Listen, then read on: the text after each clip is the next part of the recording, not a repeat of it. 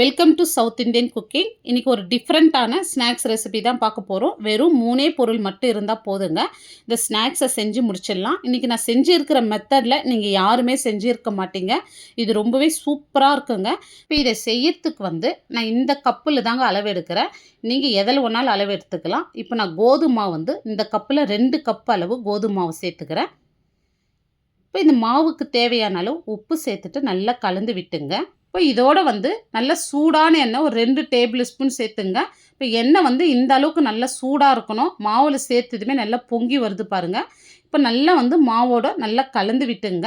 இப்போ எண்ணெய் சேர்த்து இந்த மாதிரி நல்லா கலந்து விட்ட பிறகு இந்த மாதிரி நல்லா பிடிச்சா இந்த மாதிரி கொழுக்கட்டை மாதிரி பிடிக்க வரணும். அப்போ எண்ணெய் நம்ம கரெக்டாக சேர்த்துருக்கோம். இப்போ இதில் கொஞ்சம் கொஞ்சமாக தண்ணி சேர்த்துக்கலாம். எடுத்ததும் நிறைய சேர்த்துறாதீங்க. சப்பாத்தி மாவு மாதிரி லூஸாக இல்லாத கொஞ்சம் டைட்டாகவும் பிசைந்து எடுத்துங்க. அப்போ தான் நம்மளுக்கு தேய்க்கிறதுக்கும் ஈஸியாக இருக்கும், எண்ணெயும் இழுக்காது.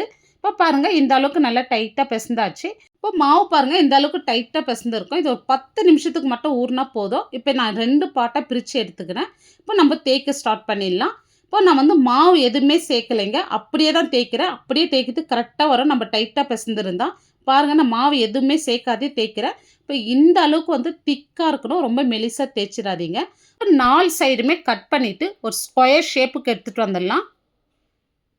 இப்போ பாருங்கள், இந்த மாதிரி கட் பண்ணி நான் வீடியோவில் எப்படி கட் பண்ணுறனோ அதே மாதிரி நீங்களும் கட் பண்ணி எடுத்துங்க. இப்போ இந்த மாதிரி நீல வாக்கில் மெலிசாக கட் பண்ணி எடுத்துங்க. இப்போ நீங்கள் மாவு நல்லா டைட்டாக பிசைந்தால் தான் கீழே ஒட்டாத, நம்மளுக்கு தேய்க்கிறதுக்கு ஈஸியாக இருக்கும். இப்போ நம்ம தேய்ச்ச பிறகு எடுக்கிறதுக்கு ஒட்டாத வருங்க.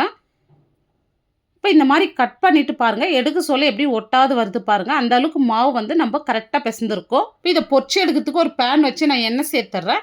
இப்போ பேன் நல்லா சூடு இறந்த எண்ணெய் சேர்த்துங்க. அப்போ தான் நம்மளுக்கு ஒட்டாத வரும், எண்ணெயும் இழுக்காது. இப்போ எண்ணெய் ரொம்ப சூடாக இருக்கக்கூடாதுங்க, மீடியம் ஹீட்லேயே இருக்கட்டும். இப்போ நம்ம ரெடி பண்ணதை சேர்த்துடலாம். இப்போ எண்ணெய் இந்த அளவுக்கு தான் மீடியமாக இருக்கணும். ரொம்ப சூடாக இருந்தாலும் மேலே டக்குன்னு கலர் வந்துடும், உள்ளே வேகாது.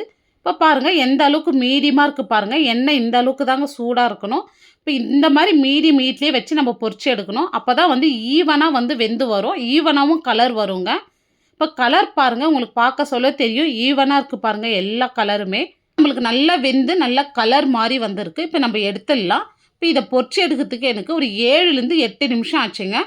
இப்போ இதே மாதிரி நம்ம அடுத்த பேட்சும் போட்டு எடுத்துக்கலாம். இப்போ இது ஒரு சைடு இருக்கட்டும். வேற ஒரு பேனில் நம்ம மாவு எடுத்த கப்புலேயே 2 கப் மாவு எடுத்தோம். அதே கப்பில் 1.5 கப் அளவு வெல்லம் சேர்த்துங்க. 1/4 கப் தண்ணி சேர்த்துட்டு இந்த வெல்லம் முழுமையாக நல்லா கரைஞ்சி வரட்டும். இப்போ மீடியமாக ஸ்வீட் வேணுன்றவங்க 1.25 கப் அளவு வெல்லம் சேர்த்துங்க. இப்போ பாருங்கள், வெல்லம் நல்லா கரைஞ்சி இந்த அளவுக்கு நல்லா கொதிக்க சொல்லும். இப்போ நம்ம பாகு பதம் செக் பண்ணிடலாம். இப்போ நம்ம அதர்ஸ்துக்கெலாம் எப்படி செக் பண்ணுவோம் அதே மாதிரி நம்ம செக் பண்ணிக்கலாம்.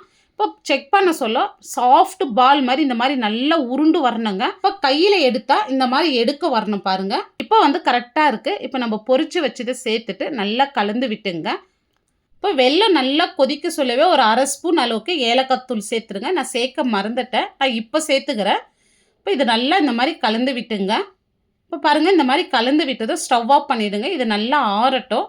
இப்போ கை பொறுக்கிற சூடு வந்ததும் இந்த மாதிரி ஒட்டி இருக்கிறது எல்லாமே இந்த மாதிரி எடுத்து விட்டுங்க. இப்போ இந்த ஸ்நாக்ஸ் நல்லா முழுமையாக ஆறின பிறகு ஒரு ஏர்டைட் பாக்ஸில் போட்டு வச்சுட்டிங்கன்னா 10லேருந்து 15 நாள் வரைக்கும் நம்ம வச்சு சாப்பிட்லாம்.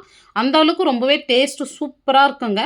இந்த வீடியோ உங்களுக்கு பிடிச்சிருந்தால் கண்டிப்பாக நீங்கள் ஒரு முறை செஞ்சு பாருங்கள். செஞ்சு பார்த்துட்டு எப்படி வந்ததுன்னு உங்களுடைய ஃபீட்பேக்கை கமெண்ட்ஸில் சொல்லுங்கள். லைக் பண்ணுங்கள், ஷேர் பண்ணுங்கள். நம்ம சவுத் இந்தியன் குக்கிங் சேனலை சப்ஸ்கிரைப் பண்ணாத பார்த்துட்டு இருந்தீங்கன்னா சப்ஸ்கிரைப் பண்ணிவிட்டு அப்படியே ஆளுன்ற ஆப்ஷனையும் கிளிக் பண்ணுங்கள். அப்போ தான் நான் போடுற வீடியோ உங்களுக்கு உடனுக்குடனே நோட்டிஃபிகேஷனாக வரும். தேங்க்ஸ் ஃபார் வாட்சிங்.